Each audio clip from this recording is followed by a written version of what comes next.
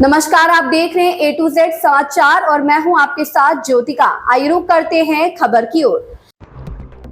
बांसुरी स्वराज ने कहा, कल दिल्ली वित्त विभाग की एक रिपोर्ट आई है। इस रिपोर्ट में यह स्पष्ट हो गया है कि दिल्ली की अर्थव्यवस्था के विध्वंस के लिए अरविंद केजरीवाल, आम आदमी पार्टी की सरकार और दिल्ली की मुख्यमंत्री आतिशी जी पूरी तरह जिम्मेदार है। 31 साल में पहली बार दिल्ली का बजट घाटे में है। दिल्ली में जो खर्चा है वो दिल्ली की आय से कहीं ज्यादा है और घाटा जानबूझकर हुआ है। आप सब जानते हैं कि कल दिल्ली फाइनेंस डिपार्टमेंट की एक रिपोर्ट आई है, जिसको मीडिया के बंधुओं के माध्यम से हम सबसे अवगत कराया गया है। इस मीडिया की रिपोर्ट, इस दिल्ली फाइनेंस डिपार्टमेंट की रिपोर्ट से ये स्पष्ट हो गया है कि दिल्ली की अर्थव्यवस्था के विध्वंस के लिए पूरी तरह जिम्मेदार हैं माननीय अरविंद केजरीवाल जी, आम आदमी पार्टी की सरकार और माननीय मुख्यमंत्री आतिशी जी, जो दिल्ली की वित्त मंत्री भी हैं। अचंभे की बात है, 31 साल में पहली बार दिल्ली का जो बजट है वो डेफिसिट में है, यानी घाटे में है, और छोटे मोटे नहीं, 7,000 करोड़ रुपए का डेफिसिट है। इसका क्या अर्थ हुआ?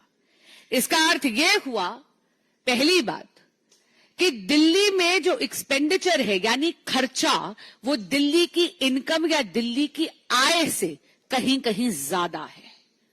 इसका एक और बहुत ही संगीन पहलू है कि ये डेफिसिट जानबूझ के हुआ है। आपको याद होगा, जब विधानसभा के पटल पर ये बजट पारित करा गया तो तब माननीय सीएम आतिशी जी ने, जो तब केवल वित्त मंत्री थी, उन्होंने दिल्ली के बजट के सरप्लस होने की घोषणा करी थी। बड़े बड़े दावे करे थे कि दिल्ली के पास फालतू पैसा है।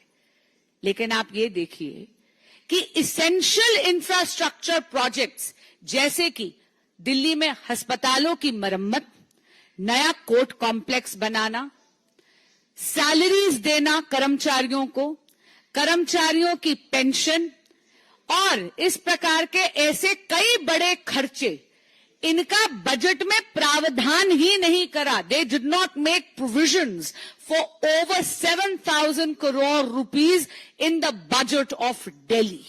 ये जानबूझ के करा गया क्योंकि दिल्ली सरकार ये झूठ फैलाना चाहती थी, जनता को भ्रमित करना चाहती थी कि दिल्ली के पास सरप्लस पैसा है। अगर आप देखेंगे तो आम आदमी पार्टी की सरकार ने जानबूझ के दिल्ली के अकाउंट्स फर्ज करे हैं। इसलिए आज हम इस अकाउंट फर्जिंग की और दिल्ली के बजट की सीएजी से ऑडिट और जांच मांगते हैं, और जांच के बाद कड़ी से कड़ी कार्रवाई हो, इसकी मांग रखते हैं।